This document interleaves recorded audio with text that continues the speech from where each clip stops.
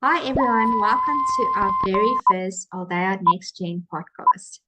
We have had such a big question to emotional regulation the last few weeks that we've decided to have our very first topic for the podcast based on emotional regulation.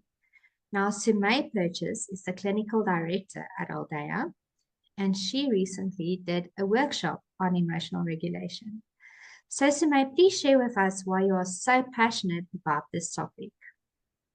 Thank you, Shiri. One of the reasons why I'm so passionate is because there's so much sometimes negative behavior that can be, or behavior that can be perceived as negative. And in the meantime, there's actually a lot that you can do to help your child to regulate their emotions. And today, we're going to look at a couple of ways in which you can simplify it for your child so that they can recognize their emotions in a much easier, simpler way, and then also know what to do with it. And we're also going to touch on, here and there a little bit of, just how you as parent or caretaker can really help the little ones through it. And one of the ways that I believe in is by giving each emotion a color. And I've done this with so many kids before, and you've done it with so many kids before, is the zones of regulation. So what we do basically then is we have four categories of zones. And for each emotion, there's a color. So, for example, sadness is the blue zone, fear or anxiety is the yellow zone. Green zone is happy. We always want to be in the happy zone as much as possible. And then the red zone, which is our angry zone. But there's certain things that can trigger certain emotions. And yeah, I think that's very important to identify those in the first place, to be able to guide your child in terms of, okay, listen, maybe this happened, we're in this color zone now. Okay, perfect. That is so true. Yeah. So, May, while I quickly talk about the triggers of emotional regulation and everything that you just named now, it would be nice to maybe share with the audience an image that you have on these colors, just to make something abstract more concrete. But I'll quickly go into the triggers as well. Talking about emotions is a very abstract thought. And many times when we see kids who struggle with emotional regulation, it's these very tiny bodies and these big emotions. And sometimes it takes a drop of a hat for a child to just completely explode. And you don't really know what's going on. Sometimes when we do our interpret sessions, we play snakes and ladders, or with our older kids, we'll play rummy or ticket to ride just to see how they actually regulate emotions. Because there's nothing that can bring out an emotional regulation issue like losing a game. So when this child is playing Absolutely. snakes and ladders and they're moving up the ladder and they're almost at the top, and suddenly they have to go down the snake. And they have this big issue of, I was just on top, now I'm at the bottom. How do I deal with this? Another big thing that triggers these emotional outbursts is hunger or being tired. And oftentimes we think, okay, but my child is now 5 years old. They shouldn't behave like this when they are tired. They're not a baby anymore. But when you and I are tired, we are not the happiest people in the world. Absolutely not. Yeah, so, obviously we can't expect something from kids that we are not willing to just cope with. Definitely. And there's something that I always say that's important to remember is that take the emotions that you experience as an adult when feeling that way. And, put all those emotions, all those frustrations, everything like that, put that in a teeny tiny body and see how much you struggle to regulate your emotions. And then we expect of those tiny humans to just be okay with it. And I think that that can sometimes be an eye opener. It can sometimes help, asking yourself that question and just realizing what we are sometimes expecting of these little humans. Yeah, absolutely. And I think the big thing is emotions, they are quite abstract. So saying, please identify how you feel is very difficult for a child. So having something like a feeling chart or a feeling wheel or a feeling thermometer handy, or when you are going to share with us your image to say, Yes. I am in this color, that is very important. So some of the cues that I found that can really help with that is giving your child the opportunity to ask 3 questions. Number one, what am I thinking? I'm thinking I'm going to never eat again, or I'm thinking I'm going to fail this exam. Identify the negative thoughts and then Yes. go on to the physical feeling of the body. How do I feel in my body? My face feel warm. My heartbeat is speeding up. I'm sweating. To make something that is a thought that is abstract now something concrete, a feeling. And then to ask, how do I act? Am I shouting and being angry? Do I just shut down? Um, or do I Yeah. just avoid different tasks? And this is so important because as therapists and as professionals and as parents, we always think there must be a tick list, but kids act very differently. I have 2 boys and they have very different ways Absolutely. of You know, showing their. there's no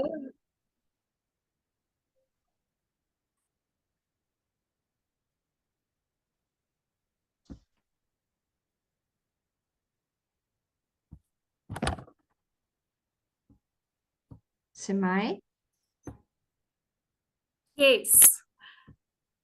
Sorry, technical glitch. okay?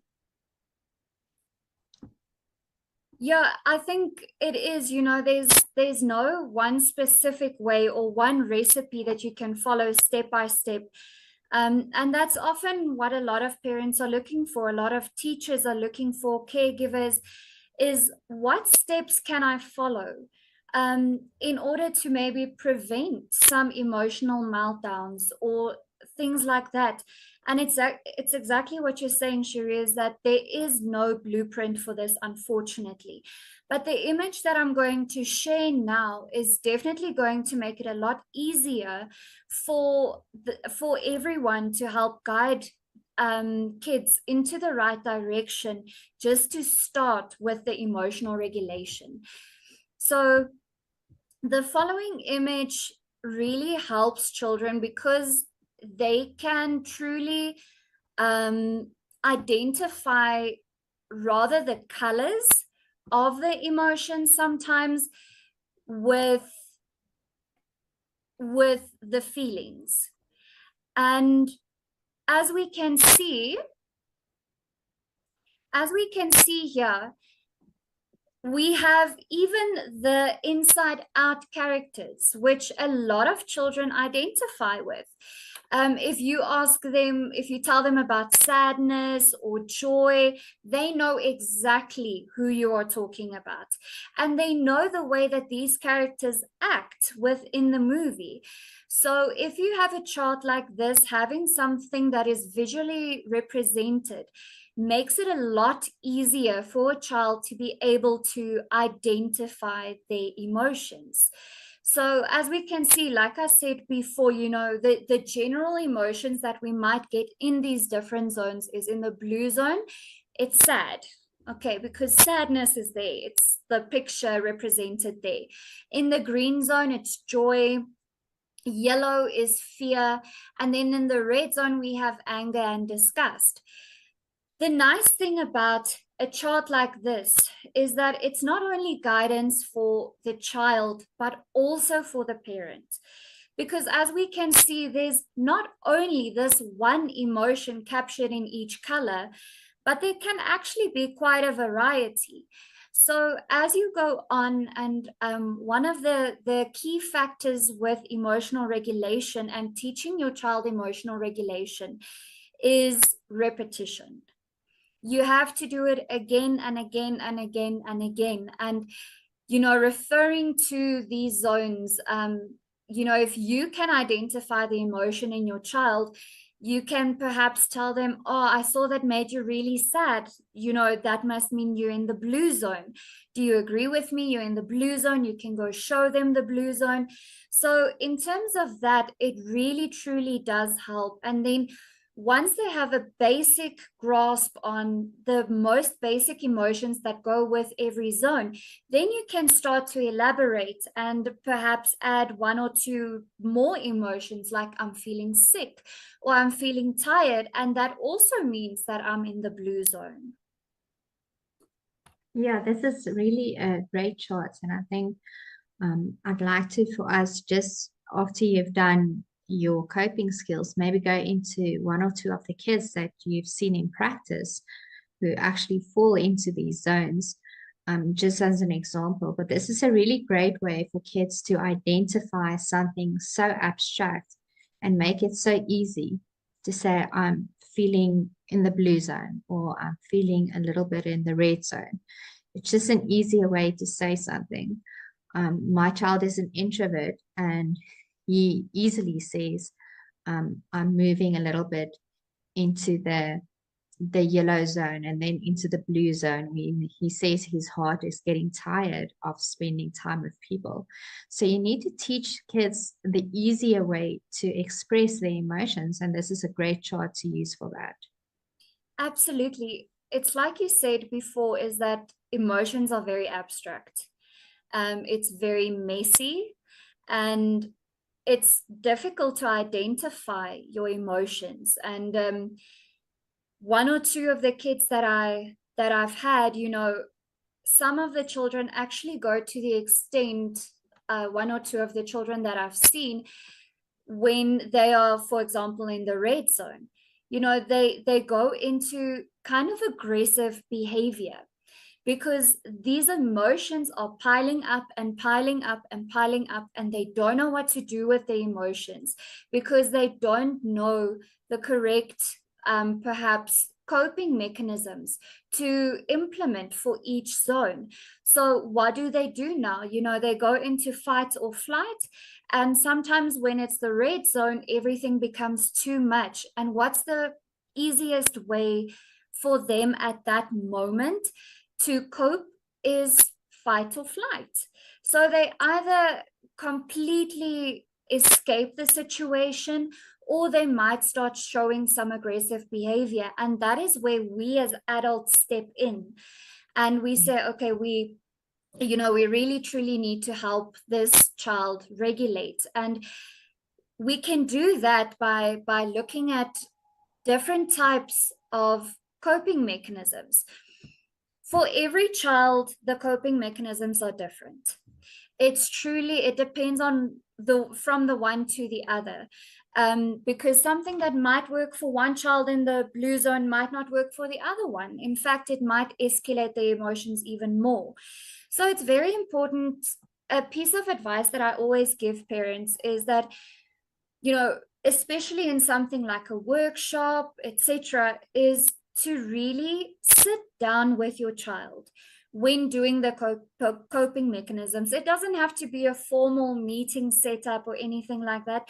You make it fun, make it an afternoon activity, or on the weekend, you make it really fun so that they see these coping mechanisms as a fun way of regulating. They don't see it as another chore that I have to do, or my mom is telling me to do this now. No. So something especially for the smaller kids, you can make it into an arts and crafts activity and tell them, okay, so these are the type of things that we can do. Which ones do you like to do the most when maybe you feel this way? Or, oh, let's maybe do this activity over here. Do you think you'd like it? Because for them at that moment, it's really an informal conversation, but at the end of the day, there's so many results coming from there, because now not only are you able to tell them, but remember, this is the game that mommy or daddy or your teacher or whoever else, we spoke about this and you said that you really like it.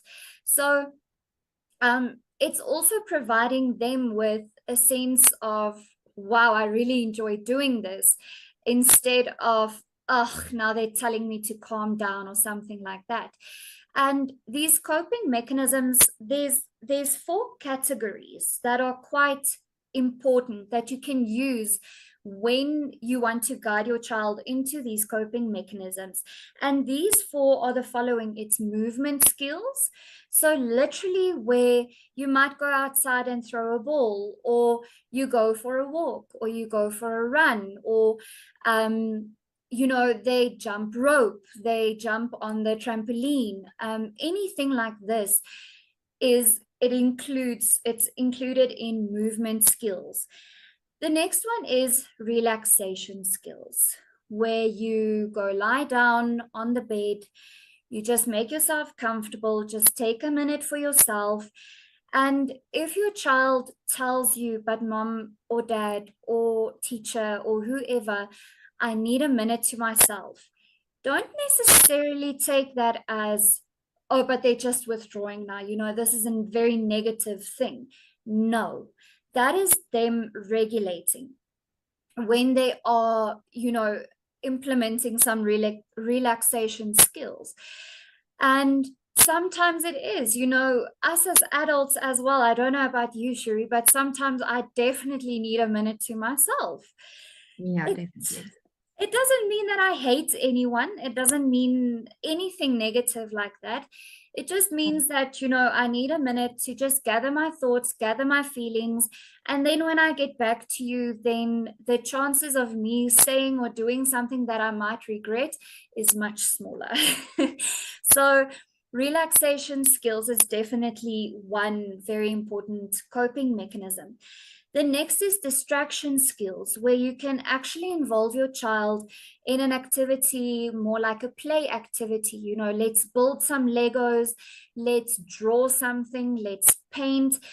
Really distraction from their emotions. And of course, as the adult, it'll sometimes be up to you to be able to identify, okay, the child or my child is in the right headspace for this now. So, okay, let's go ahead. Maybe they're feeling a little bit in the blue or the sad zone.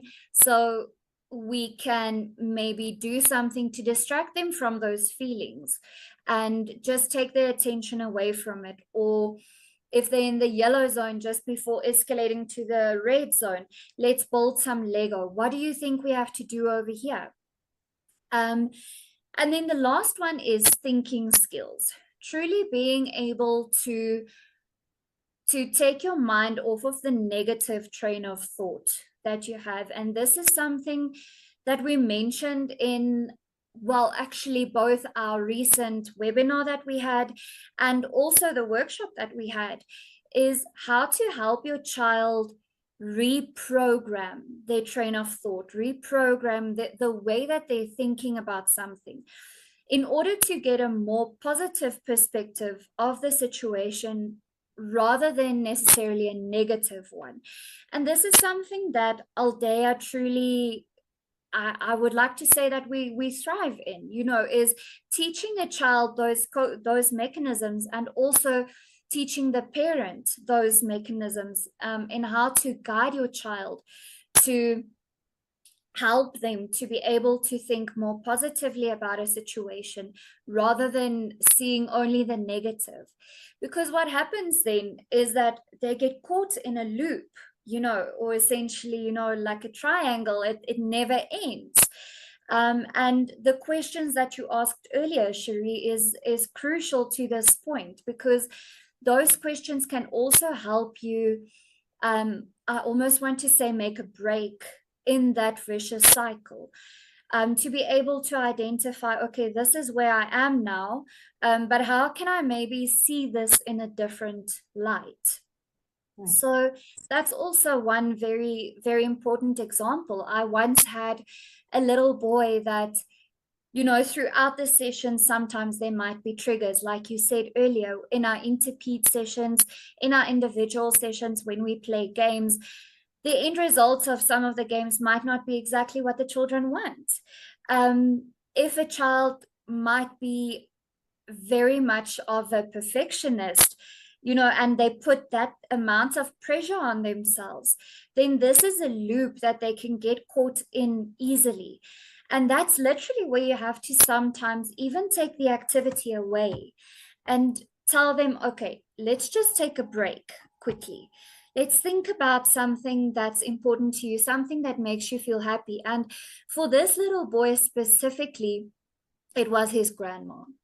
So then, knowing that, I would then ask him leading questions. For example, things like, what's your favorite thing that grandma always does? You know, what does it feel like when you give grandma a hug? So you really try and almost in an indirect manner involve their senses in the situation so that they can really put themselves into that situation. And it's not only like a vague thought that they are going into, but truly a deep thought.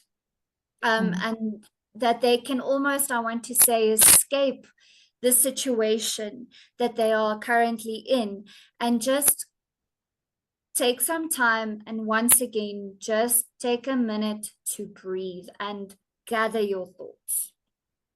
I think that's a very important point that you're making, because when we speak of emotional regulation, we often think it's those angry kids, you know, Mm. it's those kids who throw stuff around, all the kids Aldea sees.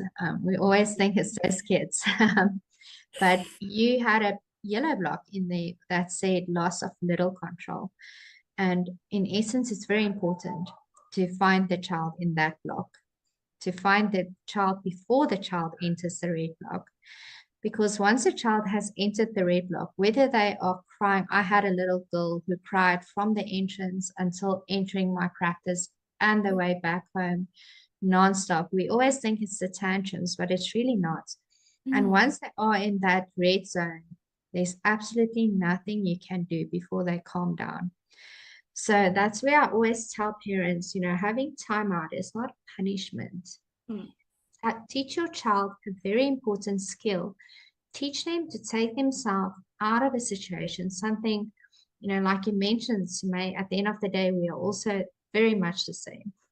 You also want to take a breather. So there's no point in shouting at the child or trying to lecture them now on how they're wrong or how their emotions are silly. There's no point. It's not going to go in.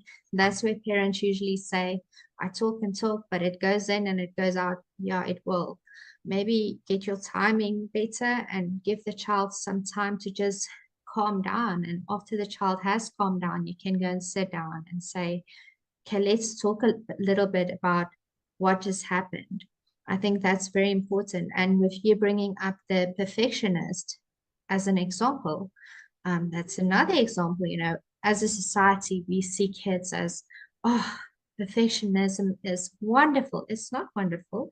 It's a lot of anxiety and pressure on a child. And it's another emotion that needs to be regulated. So it's important to know that emotional regulation is not just anger and violence and aggression. It can be immense sadness. We had our child depression webinar. It can be pressure that they put on themselves. It can be a whole range of emotions. And that's why I like that chart that you put up, because all of the emotions can fit in there somewhere. And that's very important. So, May, you usually at our workshops, you make a little worry monster. What is a worry monster? So a worry monster is actually quite a simple project that you can do with your little ones. Once again, it's something that adds to a little bit of coping mechanisms. So it is literally just a quick explanation of how you can make it. It's a small normal box, and you and your child can sit together, or it can even be some alone time if your child wants it, and they can put googly eyes on it, they can put arms on it, they can put shapes on it, whatever they want, because it's their worry monster. They decorate it as much as they want. And then what happens is that there are pieces of paper that's nearby, close to the worry monster, or that can be provided, or however. The thing about the worry monster is that it eats up your child's worries. It eats up some of those negative emotions, some of the negative thoughts that they might have. So what happens then is that if your child enters, I basically want to say any zone except for the green zone, then they can, depending on their age, depending on their preferences, draw their worries, draw the reason behind why they're sad, angry, scared. They can draw it and they put it in the worry monster. And once again, this depends on from one situation to the other, from one child to the other. But then after either writing down or drawing what is worrying them, then they put it in the worry monster. And this can then be, it takes them in their mind. It's a way of getting rid of those emotions, because the worry monster eats it up. Okay, essentially. If you see that your child maybe needs to talk, or that your child likes to talk about their emotions, then you can always go back after them writing it down, after them drawing it. Then you can go back and say, let's see what your worry monster ate up. And then they can tell you about what happened. Of course, this is done at your child's pace. Okay, because the drawing and the writing down also serves as a coping mechanism. It can go into the two categories, actually, if you want to, the three categories of relaxation skills, distraction skills, and the thinking skills. Because in that time that they take to write it down or to draw it, they truly reflect, and they're paying attention to the details, of, yes, it's still the same situation, but now they have an outlet for it. And when they put it inside the monster, it's almost a visual representation of, now it's gone.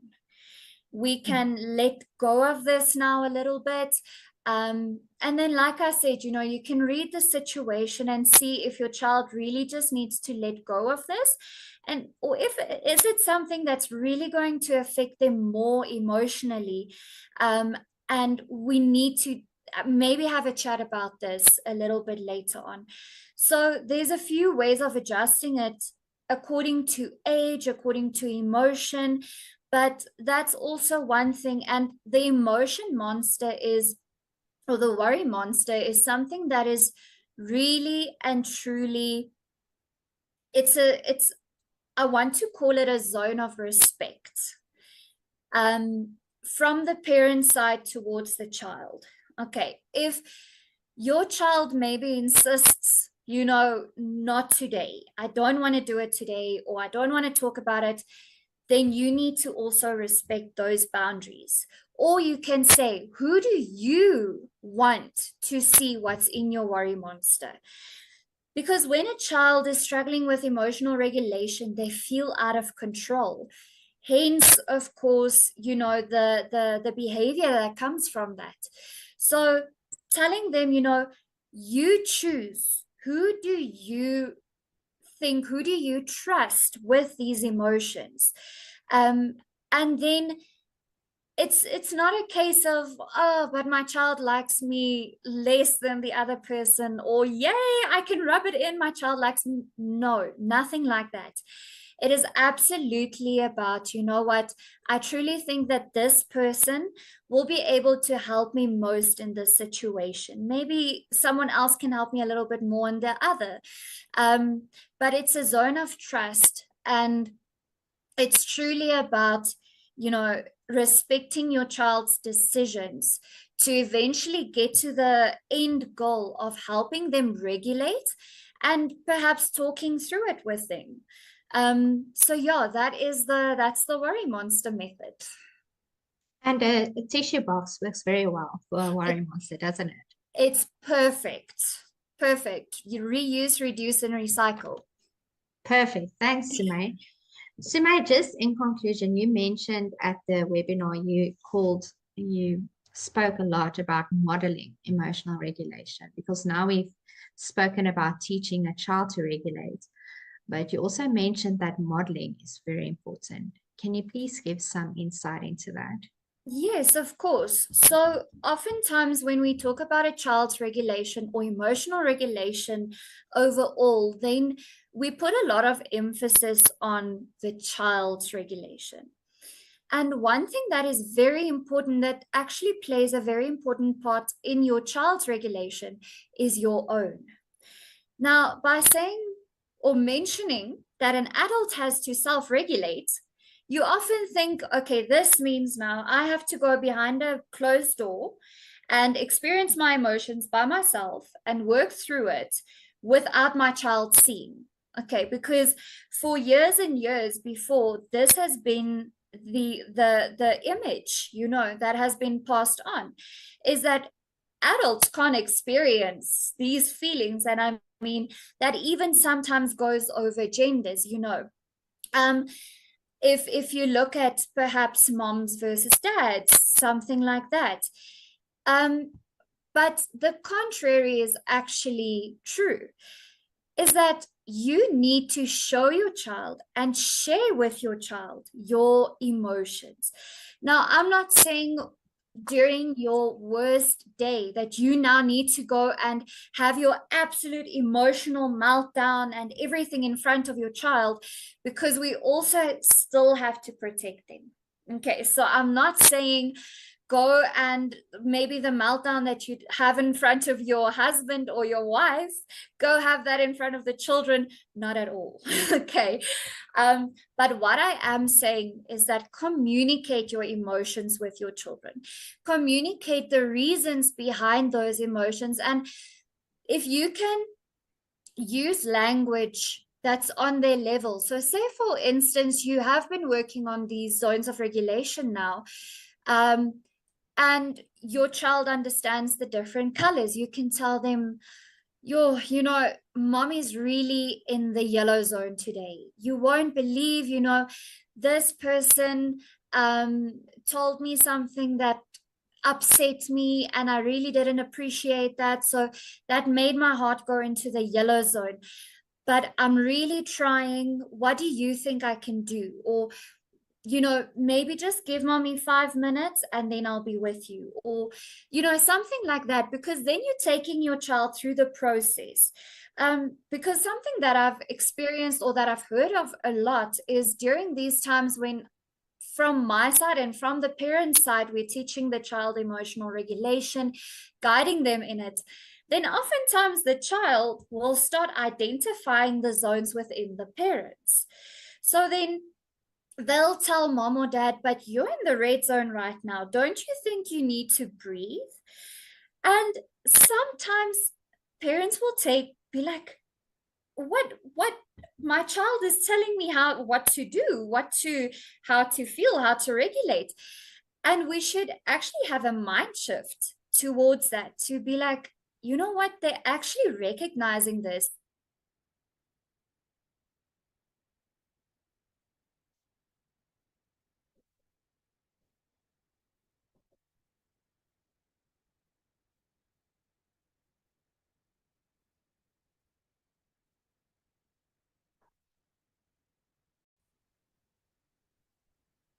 Yes, Sumay, I completely agree. I think one thing that we've seen a lot in practice after COVID is kids not being able to actually identify emotions because they haven't seen emotions being modeled around their houses, and actually staring at my face because they're trying to keep the and like I said, you should be open to your child you are in this zone and you are in this zone. My own child does it a lot where he says, why are you irritated with me now? Mm. Or why are you angry? And then you have to say, you can't just say, no, I'm not. You can't disprove what they're saying. You have to validate it by saying, yes, I am irritated, but I'm not irritated with you. I'm irritated with the way people are driving on the roads or whatever. So you have to validate that so that they can see that, yes, number one, I can identify emotions. And number two, the way that it is being regulated and handled is not correct, but I know the correct way of doing it. I think that is the most important thing of today's podcast is identifying emotions, but then also identifying that there are ways to deal with these emotions. And you've actually given quite a few great coping skills for us. So thanks for that, Sumay. And we hope that you all had a really great time with us. And we look forward to having you again next week. Thank you, everyone, for joining us. We appreciate it. Have a lovely day. Thank you. Bye. Bye.